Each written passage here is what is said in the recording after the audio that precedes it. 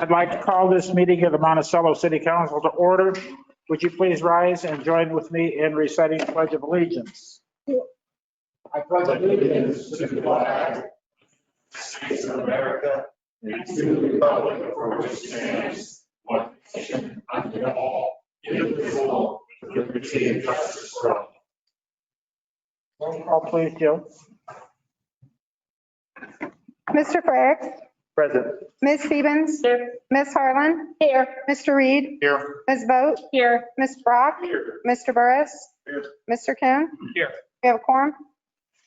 Thank you. Public participation. Please note that this meeting is being held in person at the Livingston Center, 224 East Livingston, and we'll also have remote participation available. If you attend in person, you must wear a face covering.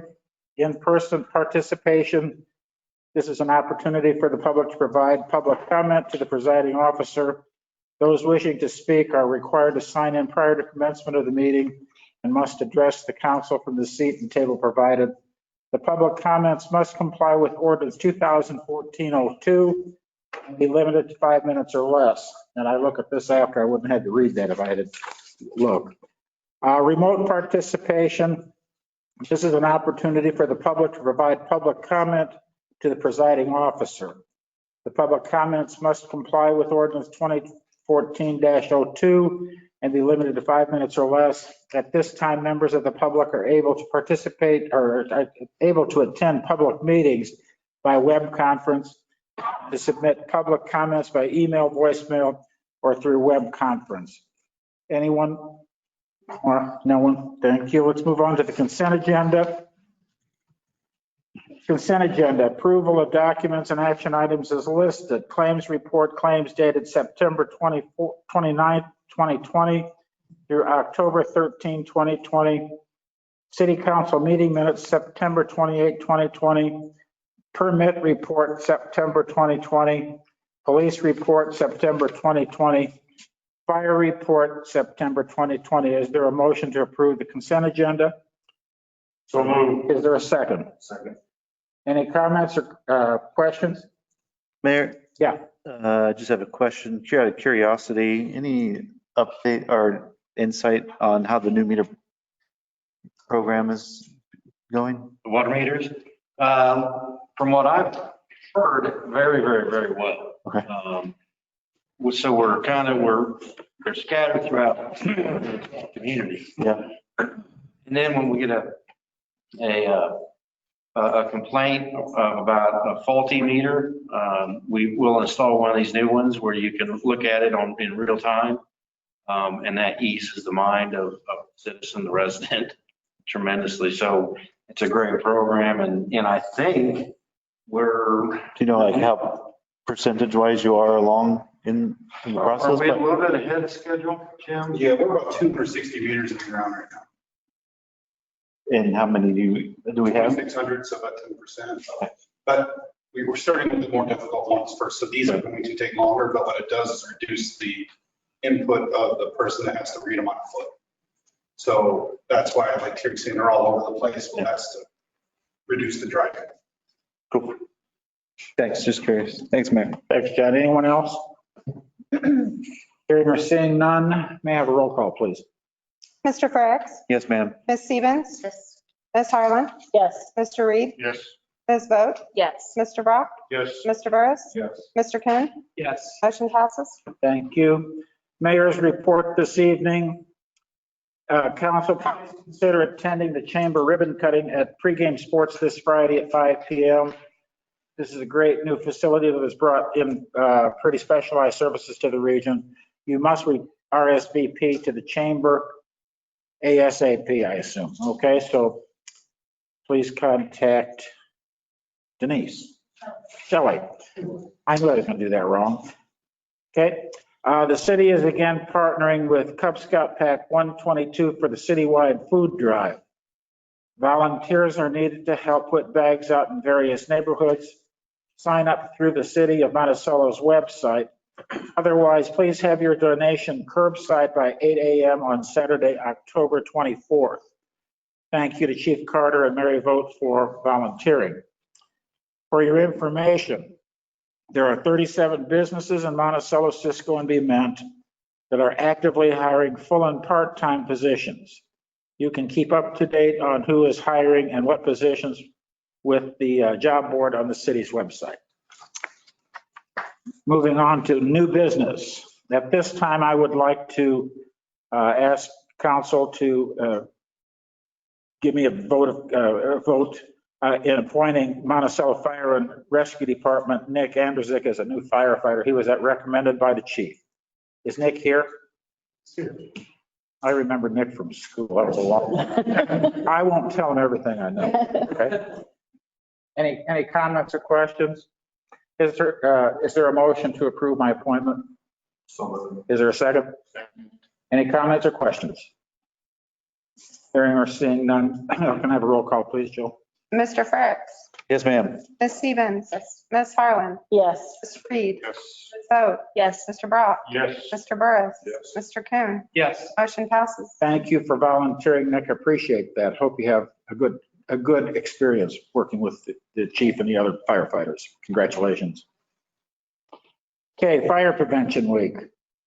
John? Yeah, thank you, Mr. Mayor. Normally, Fire Prevention Week and Fire Prevention Month is October, which was this last week. Normally, we spend some time at the schools, and Mary knows that. We do a program for students at Lincoln School and Washington School. We couldn't do that this year, of course. We also have our open house the second week in October. We couldn't do that either. So I thought I would bring the fire department in and introduce you to some of the guys and gals that are on our department. About half of them are here, some are working and so forth. So I'm gonna, if you don't mind, I'm gonna list off the people that aren't here yet, and then I would introduce the folks that are here. Tim Clifton is our assistant chief. Adam Kalnacki is a captain. Cole Hunt is one of our captains. Actually, I'll just go down the list. Lieutenant Michael Barnes is over there. Lieutenant John Mullins is not here. Lieutenant Dennis Stevens. Firefighter Ryan Kohler. Firefighter Dan Sheehan, he's back there. Thank you, Dan. Firefighter Colton Williams, he's over here. Firefighter Rob Traitler, he's back in the corner. Firefighter Patrick Powles is not here tonight. Firefighter Julia Norris is not. Firefighter Allison McPike is here. Firefighter Austin Wiggins, and our new firefighter, Mickey Russo. So just want to introduce the guys and gals that are working for the city of Monticello and keep us safe. So thank you guys for coming. Thank you for your efforts. We appreciate it.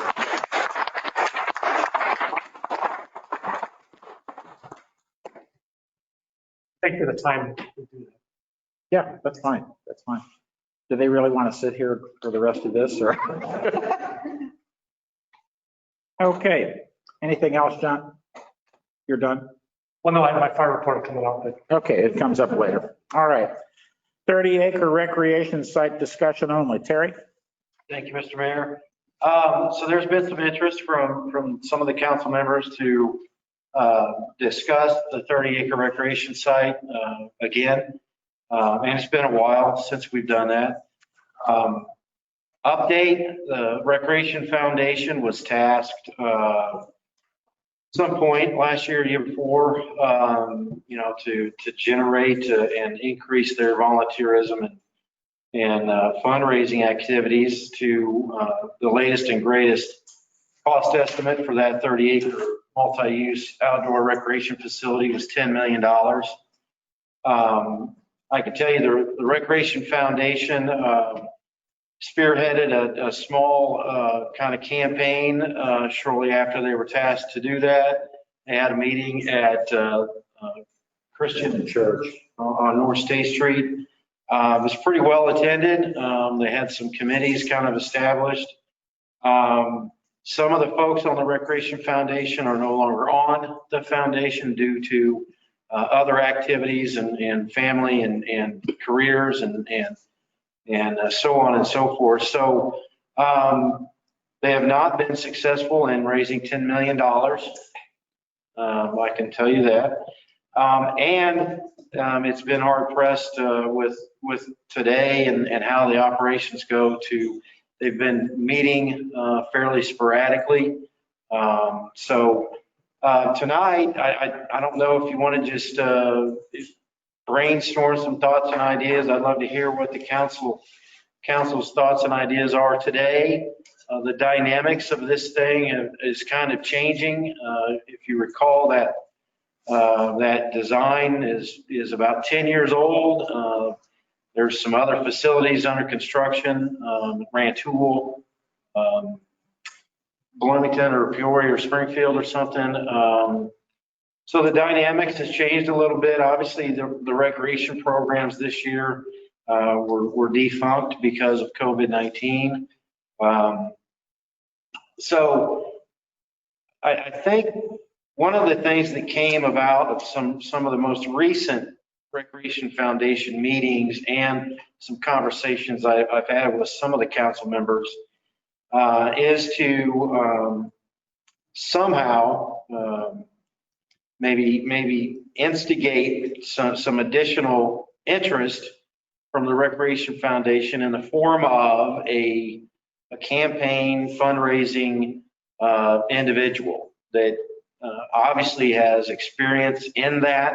This group is, as you all know, is a group of volunteers that, I would question the expertise they have in campaign fundraising $10 million, but they try to do everything they can. But I think they're to a point that maybe a manager of some sort maybe can help direct them, assist them in whatever way, shape, form that this campaign manager looks like. And I don't know what the campaign manager, what that job, I don't know what that looks like. What we've kind of spitballed about is, and what we've heard from other individuals that are in that field a little bit, if you will, in academia is there's a base salary of X, and I don't know what X is. And then there's as certain milestones that are established by the council, as those milestones are reached, and those would be, I would imagine, in the form of funds raised, what 1 million or 5 million or 2 million, 4 million, 6 million, whatever. Each one of those milestones is reached. There's a stipend, a percentage that goes towards that fundraising campaign manager. I am not privy of any sort of what profession that is or what that looks like. There is nothing currently in the fiscal year 2021 budget for monies spent on the recreation fields. So I would open it up to anything and everything the council wants to discuss here tonight. And if I'm given direction, I'll research and report back to you. So, Okay.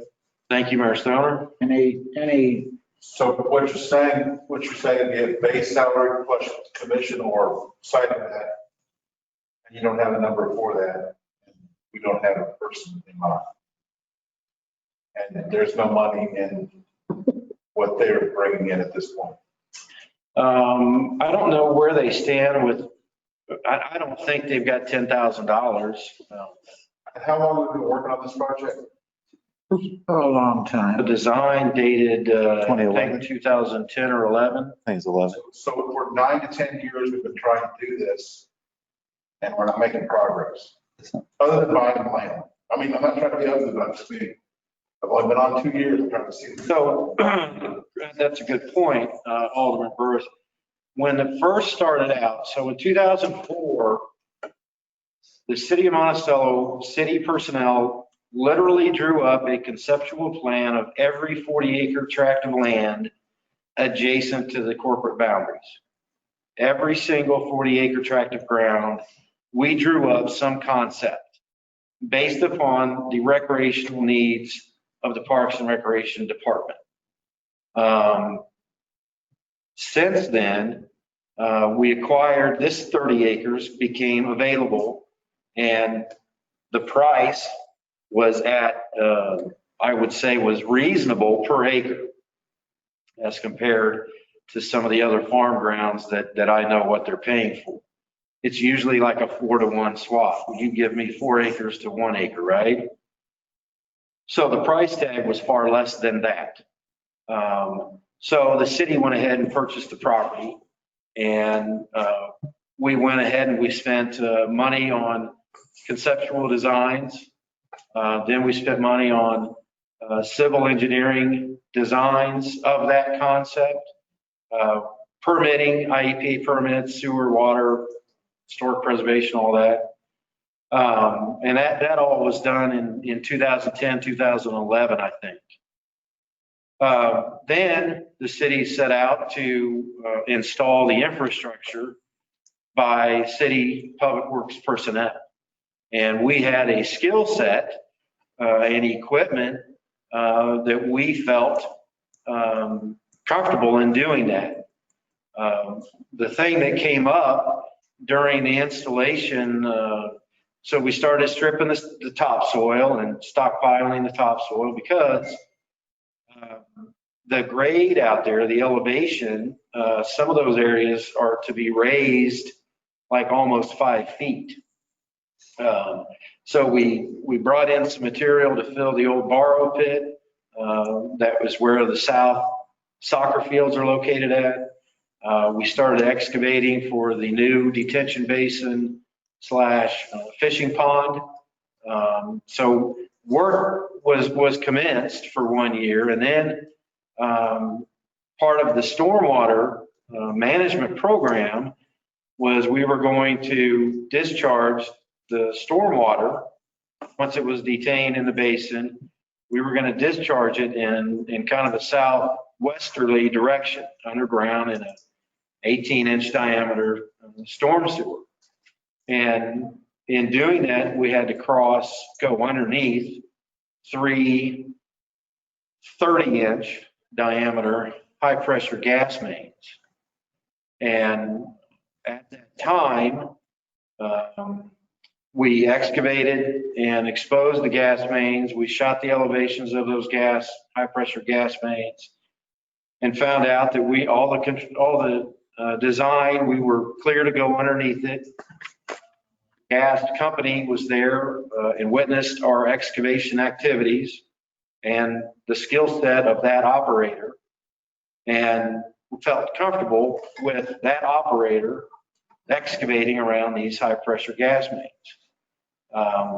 Things have changed. There was some sentiment from the council at that time that they did not want city personnel doing that. So those work efforts ceased.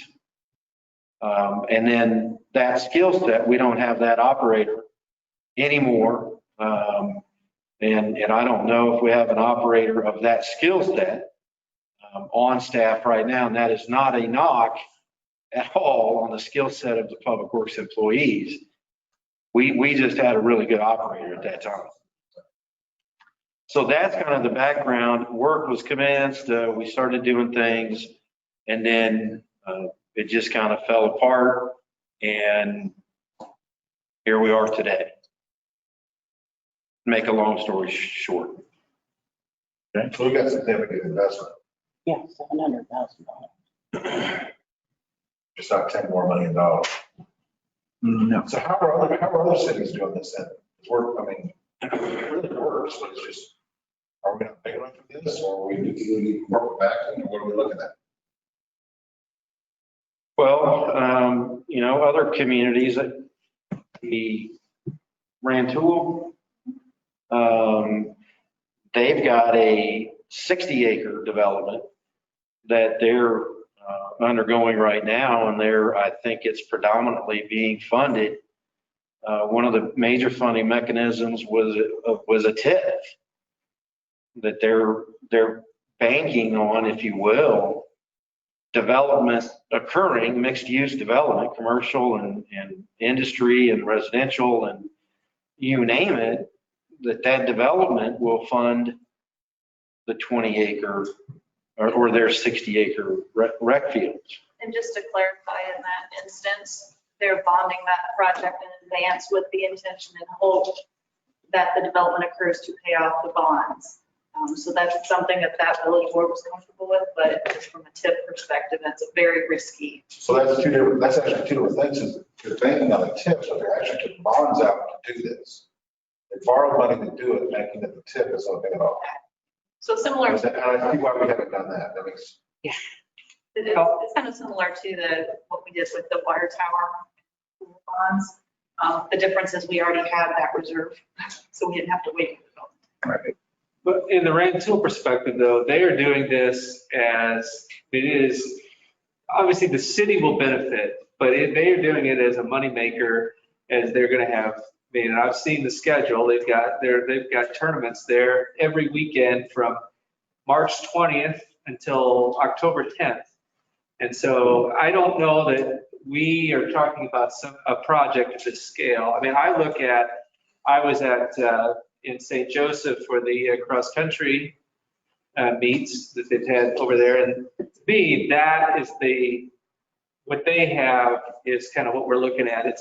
I mean, I would guess we would benefit somewhat from hosting tournaments. We would get some money back, but I think right now we need something to benefit the kids in Monticello. Right now, the city owns only the T-ball fields. So, I mean, we've got baseball teams that are playing in D-Land and White Heath and maybe using some of the Little League fields. But I mean, the need, if you take a look at the other cities around, particularly Mahomet, St. Joseph, they have those types of facilities. We don't. And I look at it as investment in kids in Monticello as opposed to a development that's going to pay for itself by hosting tournaments. I mean, I think we get a little back, but the question now is we've kind of identified the need. How do we get to the finish line? How do we get to the starting line almost? Yeah, and I think to Alderman Coon's point, we set out not as a moneymaker tournament venture. We set out to meet the needs of our recreational programs. Right. And we have had a great relationship with the school district, but they just built a gym where we played soccer and football and baseball. And so that is no longer available.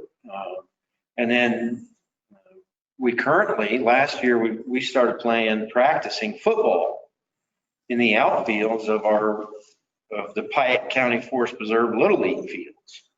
So, the relationship is still great with the school. That's their property and they're improving it to meet their needs. So to Mike's point, yeah, we set out to meet the needs of our recreational programs. The tournaments, if possible, would just be that much better. Correct. Yeah. I mean, it would help the bottom line, but I don't know that the model is we're going to host tournaments and that's going to help pay for this project.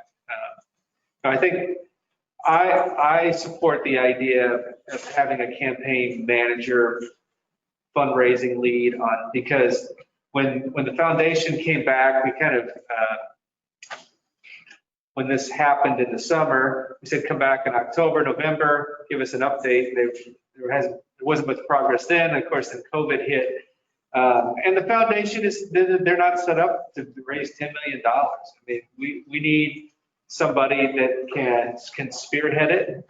I think that we need to get some momentum. We had a little momentum and it's completely died out. We need to get something. I think there's the potential for corporate interest from Monticello or from elsewhere. I think that there's potential for some grant money potentially, but right now we need to get some momentum. We need to have a plan. And so I would support, and maybe doing some research as to what that model looks like, what the base salary from a competitive standpoint. I don't know enough to know what that is, but I would think there would be a good investment from the city to do that. it's hard to justify the investment when we're looking at a projection that we're $136,000. That's true. Already. So again, this could have all already been discussed since 2004, but I'm going to play the new kid on the block card here again, coming in new to this. One of the things, so I'm hearing, this isn't necessarily going to be a moneymaker, but we want to meet the needs of our community now. So one of the things I'm wondering is, what do the rec league registration numbers look like from the time this conversation started to now? Is there still a large number of teams who need space? Have those, like, has the population moved more towards travel teams? And so then is it a travel team that we need to entice to use this facility? So I know I'm throwing more questions at you than there are answers for tonight, but I feel like it's reasonable in the last 16 years, perhaps the needs have changed. And so what are the current needs? We can't plan a facility based on the ideas from over a decade ago. Yeah, that's a good point. The numbers fluctuate. I can tell you there's been an increase in travel, baseball, softball, and soccer. And I don't know the numbers tonight, Right. but soccer is still a very popular program. JFL kind of ebbs and flows. Some years there's a lot of participants, other years there's not as many. But we always have a lightweight and heavyweight team. T-ball and peanut are huge, for recreation for the kids in the community. Those things are always full. So I don't know, but that's a good point, and I'll get some updated numbers through, historical numbers and where we are today. Yeah, I mean, it's a matter of planning for the future. And well, who would have thought that many years ago that the property would still. I think the original plan when we set out to construct it with our own personnel was a 6-year plan, 6 or 7 year plan. It was phased in, I remember. So thank you.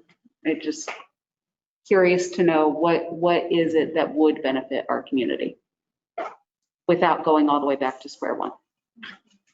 And to that point, to some extent, when he mentioned the meeting that the foundation put together that was at the Christian church, there were actually quite a few people there that had expressed interest or disinterest in the plan that was shown. That was the rendering from 2011.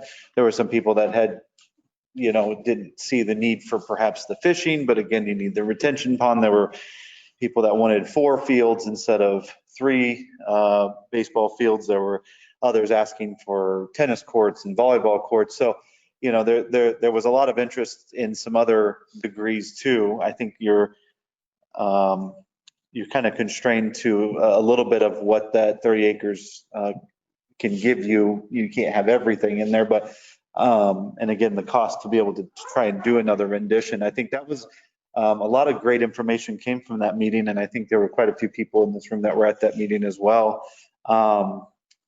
Going to Mike's point, I like obviously that this was set out to be to benefit and fulfill the needs of the recreational foundation, but from kind of what we put into their hands, I think last year, June, July, and then their report in November, other than that meeting, I don't know that, and I know they attempted some specific committee meetings beyond that, but I don't think there was a lot of progress beyond that specific one meeting that they had, even though that I thought that was well ran and good outcome there. But I think that's about where the momentum stopped.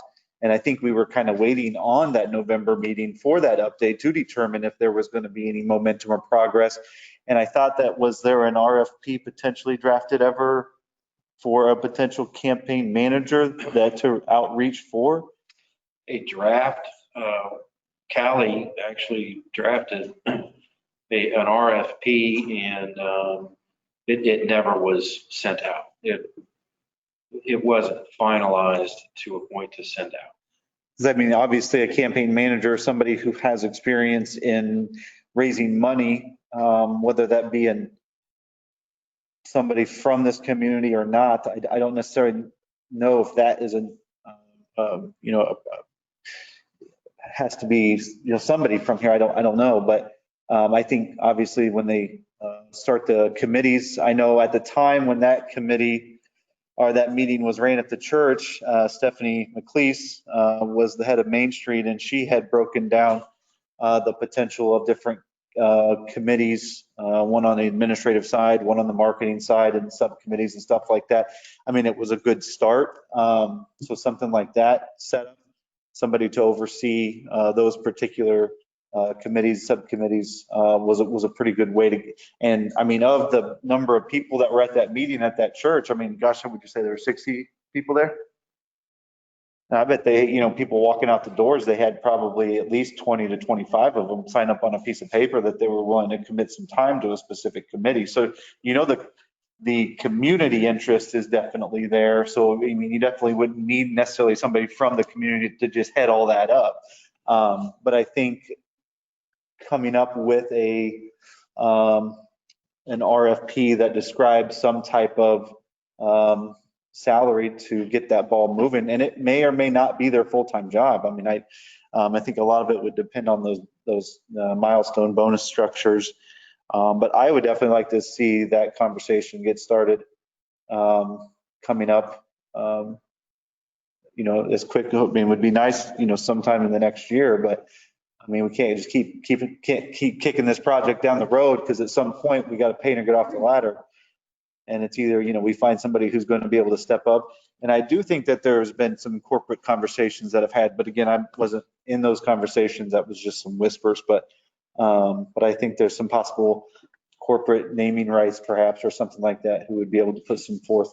I don't know that doing it in phases would be the most ideal way to do it. I think we need to look at either we can push and get the 10 million, which I'm sure it's probably more than 10 million by now, you think? Yeah, don't want to talk about that. But I think we get the amount that we need, or at least to get going, but I think we don't do it in phases. I think we got to do it all in one project. And it's probably going to be a 36-month long project, more than likely, start to finish, so. Anyone else? I kind of changed my mind on the phases thing. I think what we need is we need some kind of momentum. So if it's possible to say, hey, we can, we get to a certain point, we can build a softball field or two. We can, because part of it is there's walking paths in this plan. There are, what I think what was unique about this specific plan is there's trees. I mean, this really looks like a park as opposed to just all about the sports angle, which the residents of Apple Tree have been promised that this is a project. And, I think a few of them, especially the ones that border that, have moved in there with this as a semi-promise to them. And the city has not been able to deliver it for one reason or the other. So I'd just like to clarify that, a promise. This is, I just want to be clear. This plan is out there. The plan's out there, but it's not been like. No.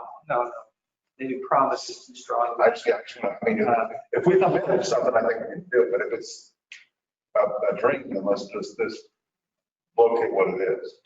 The councils, to the best of my recollection, have never said that we will go borrow, beg, or steal to fund this project. That I don't think has ever been said. I have to think, as we all sit here wearing a mask on our face, that I don't believe you're going to get any conscious effort to move forward from the public on this until we're rid of this.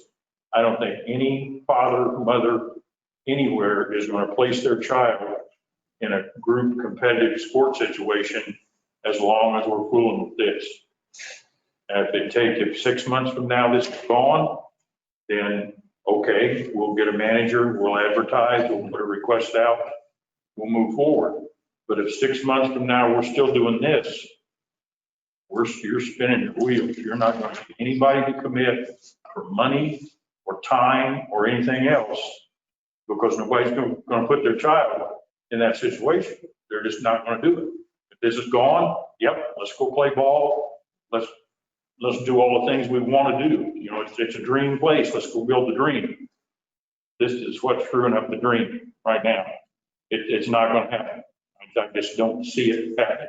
I don't believe any of us sitting here would put our child in that situation until this is cleared up and gone. And to say that we'll spend X amount of dollars, we don't know what the money is. It's huge money. Obviously, it's going to take huge money.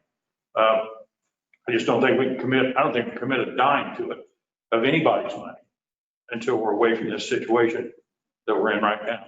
I just don't think you're going to get it. Nobody's going to jump in there and say, hey, I'll lead the charge. Let's go, because we can't do anything. We're not able to do anything. This is restricting us so much from doing all the things that we sit around here and want to do. And we say, well, we can't because I can't have more than 50 people in a room. Well, you certainly can't have a group of people at a baseball field either. So I really don't think it'll go anywhere until this is cleared up. And I do agree with that. The only thing I want to look past that is that if this project takes 3 years to complete, I would hope that in 3 years, we don't have to hopefully worry about this. I certainly don't, a whole lot less time than that. Yeah. But I just don't think, from what we see movement going now, not only with us, but with the people that control us to a point, we are somewhat controlled by what goes on at the state and the federal government. Until we see that start to lighten up, I think it's really going to be hard to go get people to commit to something like this. It's a long-term project because right now they don't know what's going to happen in the short term. Everybody said, well, when is this going to be over? I don't know when it's going to be over. Nobody knows what's going to be over. We hope that it's over, but is it 30, 60, 90, 120 days? I don't know. I have no idea, but that's all I got. When I was in St. Joseph, there were 2 baseball games going on. Yeah, there are people. Those things are happening. But what it comes down to is those are, for the most part, they're travel teams. So if we're talking supporting our city rec, I don't think the city would have the softball and baseball while they're, but like you said, this is 3 years down the road, but. Right. I mean, the conversations that we'd be having now with a potential city or a campaign manager, I mean, even if there was no exchange of money right away, I mean, those conversations to get that information out there to the right people, even if there wasn't a financial exchange at that point in time, to be able to sit down at a meeting safely and maybe even, kind of secure some verbal or written commitments for if they say, okay, yeah, we're willing to commit $500,000, but not until we see COVID pass. And if COVID doesn't pass in 6 or 9 months, then our offer's off the table. Well, getting even, stringing a couple said commitments. And again, those are all hypothetical. But, I think having those conversations with potential donors and or corporate investors or, we may go knock on doors and find nothing and get those exact same answers. But what I find often is that answer is always going to be no if nobody's asking. That's right. You don't get what you don't ask for. Yeah. 100%. But and I have friends, good friends that have packed their kids up every weekend this summer, and they went to play ball. They went to Rockford, they went to wherever, and they played ball. Right. And I don't know whether they might ever ask if they wore masks. That's not my deal. But I know the kids played ball, had a great time, loved it, And then they came back and lived here in Monticello like the rest of us. But they went every Saturday and Sunday. They went and played ball. So I don't know where to go with it. But I'd like to proceed with this thing. And the time that I've been on the council, the most interest we've ever had in any one thing any one meeting was this thing. This place was packed. And I probably had more phone calls and or emails in favor of this than in anything else combined that we've dealt with, even the trash. Even trash, right? Even trash was to proceed with this thing. I realize there's been some stumbles.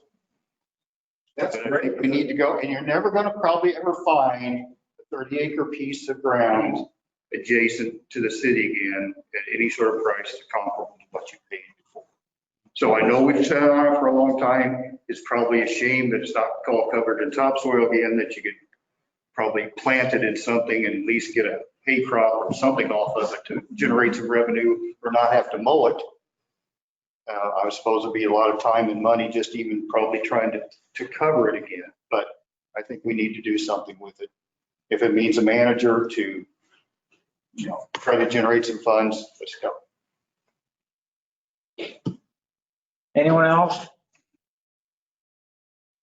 Well, Terry, I just think in terms of direction, if that is something that city staff can be willing to at least research as to what it would take financially to hire somebody, and if the majority of this is in incentive, is commission, whatever, it doesn't significantly affect our budget for 2021, or, maybe this gets tabled another year, but typically, when the foundation came to us, they said this is 2 years to raise the money. It's probably another 2 years to get the project completed. So we're looking at minimum 4 or 5 years down the road.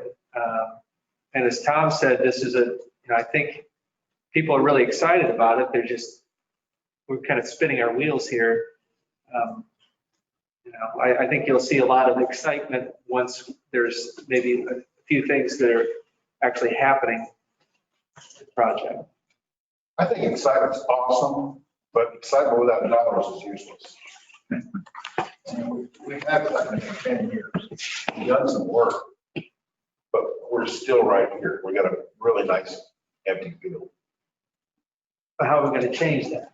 Now We have, the city, I don't think wants to commit money to put into the game to the project. So we need to come up with an alternative to get this. So that's what I thought the foundation was for. I thought they were the alternative to find a situation. And to that point, the foundation was not created specifically for the 30-acre rec site. No. It was created for folks to donate to the recreation overall program, where you're not donating to the city general fund, you're donating to this not-for-profit. Right. Yep. So you have enough information to do something? I'm going to do some research and come back to the council with, spend FY 2021, coming up with a plan for some campaign manager, request for proposal, how that works out for possible financial inclusion in FY 22 or amended FY 21 if it's favorable, I guess, be your decision. Okay. Everyone's. Is that about it? I don't know what the alternative is. The foundation, we haven't gone anywhere. So the alternative is we just sit on this land. I think the foundation has interest in pursuing this. For sure. They just need, I think they just need a little help. And to Callie's point, we're not in a position where we've got the money in reserve that we're willing to front the bonds on this. That's not where we are. So we need to figure out other ways to come up with the money to be able to do it.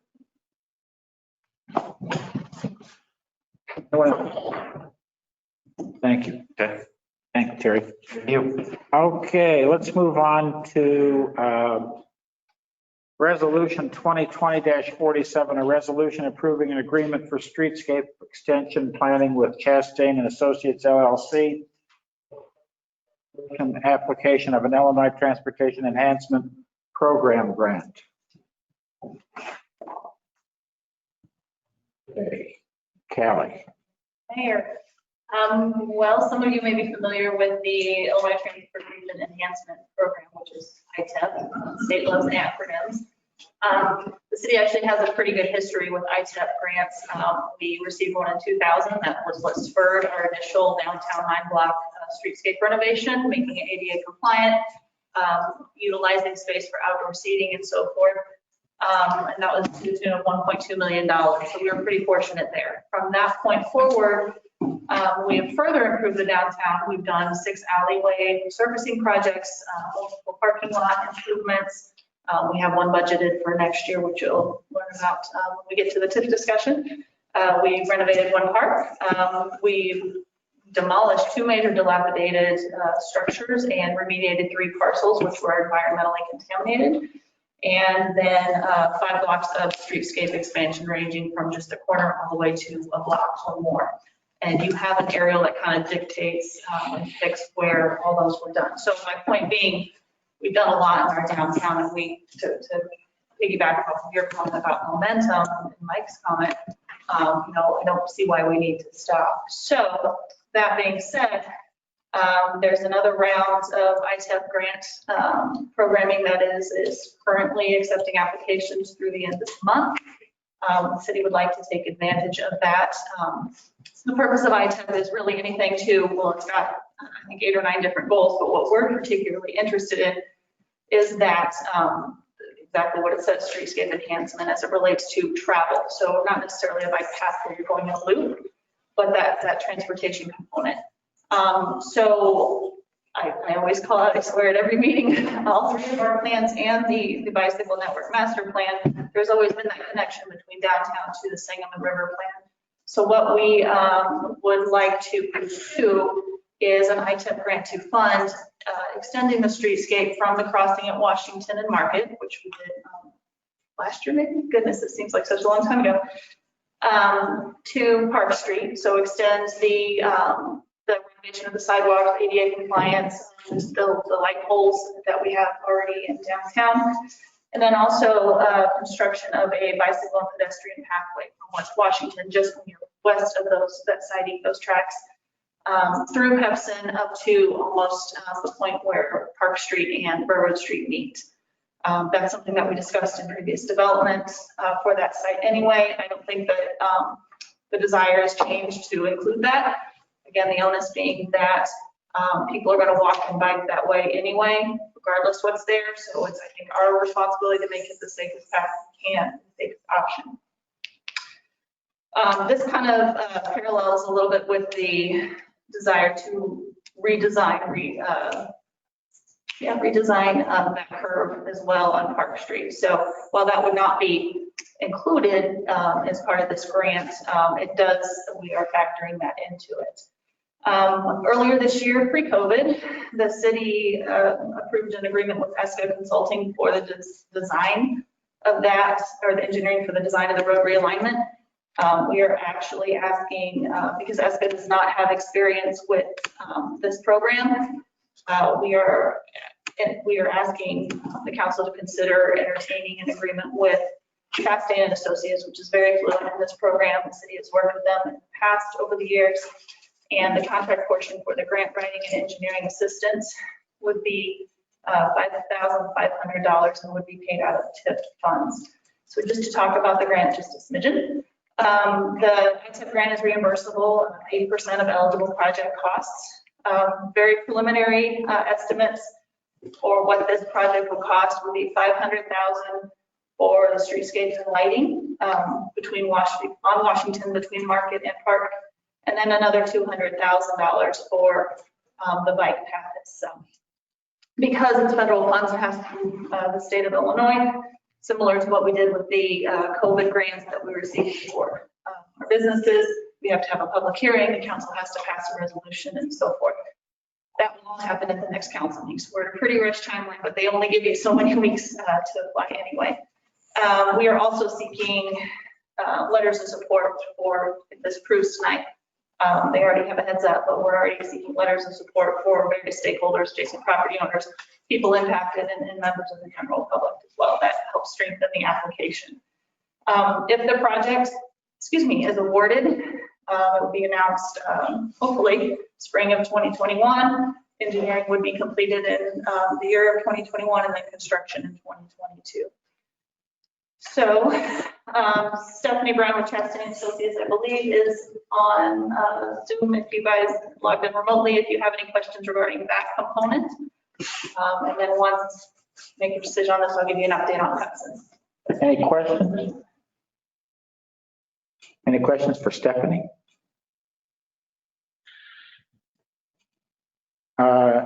Is there I'd entertain a motion to approve resolution 2020-47, a resolution approving agreement for streetscape extension planning with Chastain and Associates LLC for the purpose of preparation and application of an Illinois Transportation Enhancement Program grant. So moved. Is there a second? Second. Any comments or questions before we vote? I think it's a great idea, Kelly. Thanks for your efforts. We need to keep that vibe pretty over there. So hopefully we can get something else over there. Jill, can I have a roll call? Mr. Berg, Yes, ma'am.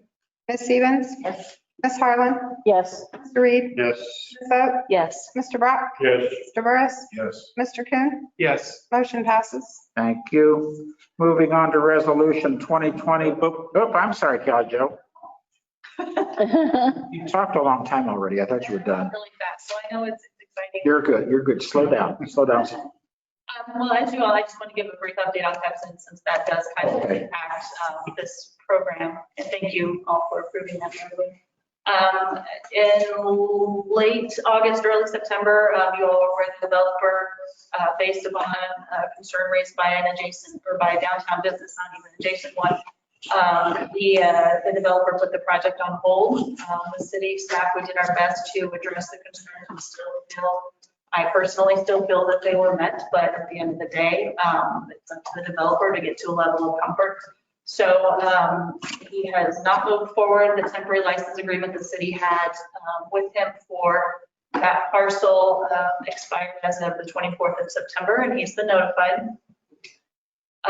Given that we're still moving forward with the streetscape, I don't think the council, correct me if I'm wrong, I don't think the council's direction has changed in terms of making that an extension of downtown. And like Wendy said, with the COVID impact, I think that it would be a good idea for the city to pursue the grant, see what happens there, and then sometime next year we'll reevaluate. I think that I know I got several requests from developers after the fact asking what was going on. I know for a fact that we have a shortage of that commercial space, and I know for a fact he would have filled that space. So I don't think that the needs of the community and the climate have changed as it relates to what that project was offering. But at the end of the day, if he's not comfortable with it, that's fine, we accept that. So my recommendation is that we sit on the property basically until next year and reevaluate. We're not out anything. The agreement for the stipulated loan with IEPA has expired. So it's just mowing at this point. Gotcha. Thank you. Can I go on now? Yes. Let's move on to resolution 2020-48, a resolution approving lowest bidder and issue a contract for installation of a cured in place plastic pipe. Jim. Thank you, Mayor. Yeah, if you all remember back in 2016, 2017, the city was under the order of a consent decree stating that we had to address part of our inflow and infiltration throughout the town. Doing the cured in place plastic pipe takes care of a portion of that, so we went out to bid with it. We got back 3 successful bids from the 3 big players in this technology and this operate in this area: Bissy Sewer, Air Construction, and Situ Form. Bissy Sewer this year was the apparent low bidder. They came in at $86,975. We budgeted $100,000 in the slip line item on the budget. And then we have an additional $10,000 in general collection system maintenance. So this contract, if you decide to award it, will only be about 80% of that budget will be spent this year. So that's a good thing. We typically don't know depending on the cost, but if we wait later in the year, we've been successful in getting lower than anticipated prices in the realm of curing place left. So I just asked the council consider passing a resolution so we can move forward issuing the contract to Bissell Sewer, Missouri. Thank you. Is there a motion to approve resolution 2020-48? A resolution approving lowest bidder and issue a contract for installation of a cured in place plastic pipe. So moved. Is there a second? Any comments or questions before we proceed? Hearing or seeing none, may I have a roll call, please, Jill? Mr. Frerichs? Yes, ma'am. Stevens? Yes. Ms. Harlan? Yes. Mr. Reed? Yes. Ms. Boat? Yes. Mr. Brock? Yes. Mr. Burris? Yes. Mr. Kim? Yes. Motion passes. Thank you very much. Moving on. Thanks, Jim. Moving on to the police chief's report. John? There have been some questions and we put it out there. This month is October and at the end of the month is Halloween, being the very last day. We posted on Facebook. The trick or treating hours are Saturday, October 31st, 2020 from 5 p.m. to 9 p.m. Because it is a Saturday evening, it extended an hour. We also said that if you do not feel it is safe to pass out candy, turn your porch light off. If you feel it's not safe for your kids to go trick or treating, stay home. If you're willing to have trick or treaters, turn your porch light on and signal they are welcome. And there had also been a rumor that the police were going to cancel it and ticket and arrest individuals who are out trick or treating. That is not true. Also posted on our Facebook site is the guidelines from the Illinois Department of Public Health for trick or treaters and other events. So check that out and stay safe on Halloween and just have a good time and try to be safe. The next thing is one more school. This Thursday we'll be doing the relocation drill, so there'll be kids out walking around. Please just be aware, just while I can avoid the area of Lincoln School and the Livingston Center, all that we're in between. Yeah. That's it. Quite a herd moving down the street. It's very interesting. I love to be in the city building and watch that happen. It's interesting. Fire chief's report. John? Mr. Mayor, the month of September, we ran 36 calls. It gets us up to 316 calls for the year. Our training consisted of this month. Week one, we got a tour of the new high school at Washington School, and that was conducted by Buzz Sievers. And you know, Buzz, it took pretty much every 3 hours that we put on here. He took us to every stop in the school. So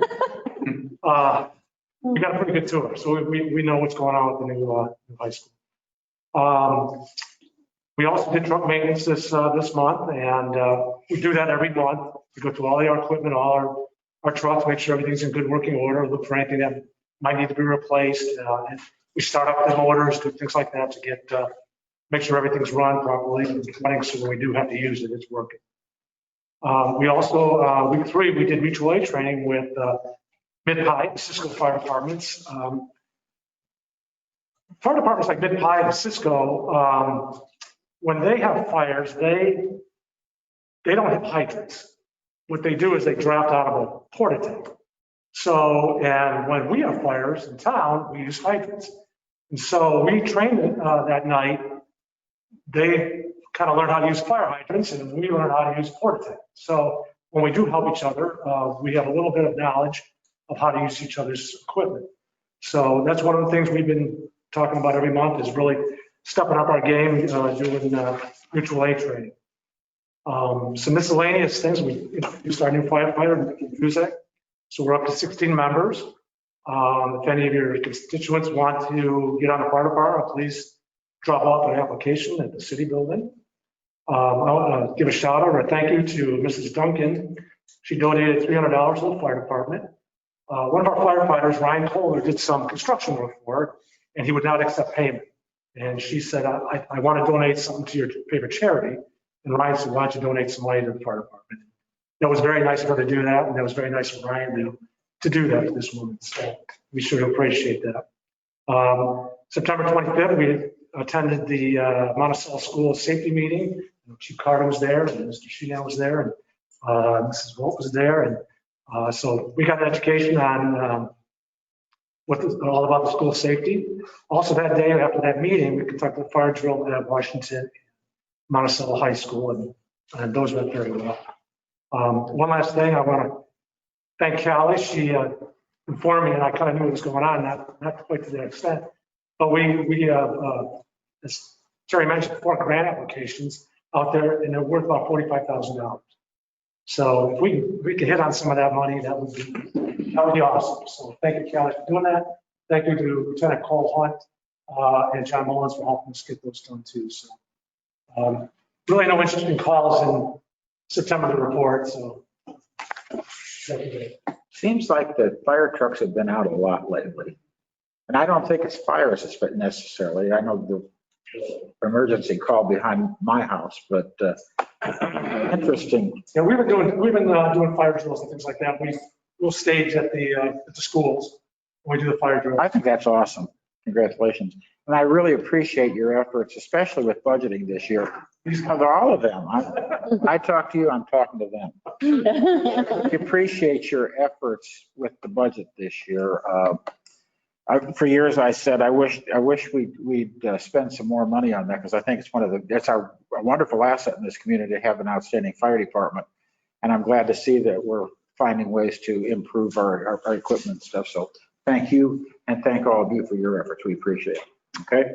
Mr. Mayor, Yes, sir. Is there a reason there's not an alderman's report on the agenda? No, I probably forgot it. Did I forget it? It's not on the Do agenda. you have the report tonight, Mike? I have a couple of things. Let me see if I messed. Did I mess up? I probably did. I apologize if I did. This is not on there.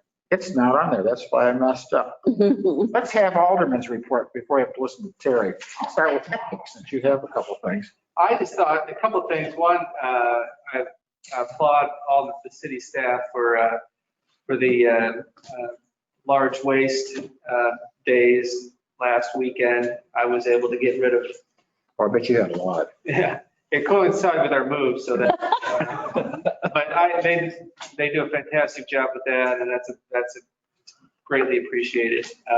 Secondly, one of the things we're missing a lot in the fall, and it was nice to have the marching band out across the town. I can't remember exactly what day it was, but it kind of give us a feeling of fall. And we've got award-winning marching band, and it was great to have them marching on the streets. So those are my two. I think I set it up for the night. You have been rather chatty, man. I appreciate it. Nothing. Nothing? Mary? I'd just like to echo the thanks to the fire department and police department, because they've done a really nice job assisting when we have, like fire alarms go off at 5 a.m. randomly, and then scheduling fire drills and scheduling the relocation drills. And I feel like as a community, we have very fortunate to have the leadership in those particular areas, and I appreciate it. John, I didn't mean to leave you out. John Carter, I didn't mean to leave you and the police department out. You guys do great things. Everybody seems to be very happy in this community right now. Nothing. Thomas, nothing? Pam? Nothing from me. Tammy? I just want to kind of backtrack in a little bit, but I had a thought on the That's fine. the recreation field. My thought on that is, we do see some decline in those rec programs, I think a little bit, especially with all the traveling teams and so forth. And I think it's kind of like Pam said, if you build them, they will come. I think it could help if we have nice fields and we have a place for them to play, that it can build up our programs a little bit. I agree with you. Thank you. John? Yeah, 100%. Great comment. I have yet to take a tour of the new schools, but I want to give the school props in the Republican Journal. They posted that they have the 3D and 360 tours. So if you haven't yet, you can go to the Quiet Journal Republican and they have a link to that. But they use the technology through a company called, I believe, Matterport, but you can literally just walk right through the school, all levels, the new gymnasium, and then they have a couple really cool time-lapse videos of the exterior build of the gymnasium and also from the interior. So that was really cool. But if you haven't checked that out, go do it. That's it. Thank you. Okay, Terry, it's your turn. Thank you, Mr. Mayor. I'd like to thank council for the budget study session tonight and your input tonight. The next budget study session is scheduled for Monday, October 26th at 6 p.m. Public Works, MFAC, Parks and Recreation and Capital Improvements will be discussed on October 26th. My agenda has an alderwoman's report, so I don't know why it's not on there, but it was on the printed version I printed today. And then I would have to disagree with you, Mr. Mayor, on everyone seems to be happy. I would lead that into, I would like to publicly commend and applaud utility billing clerk Lacey Lynch and city clerk and city administrative assistant and city controller Jill Potts. They had two individuals today, very irate, very belligerent, disrupted the entire city hall building, and they handled it with the utmost professionalism. Point that I went up front, but I didn't have to intervene at all. They were handling it extremely well, and we compliment a lot of people here, as we should. You should have been in City Hall this afternoon and listened to these two individuals. Over water bills? Over the water bill. And all next council meeting, I'll bring the Burns and Clancy study where our water bills are very comparable to everybody else. And in most cases, we are favorable and less than other communities. So these two individuals really were way out of line today. And Jill and Lacey handled it extremely well. So thank you. Thanks a lot, guys. But I think people have forgotten that September bills, there's a big change in sewer rates. And if I may, that was the issue, and unfortunately, it is the issue every year. People are mad when the bill goes back up. Even when you explain, you got a break. Look how much you saved. We hear this we can set our clocks by it, and we're going to keep getting them every day. And I don't understand what else we can do to educate people. Tell them, but you can't make them listen.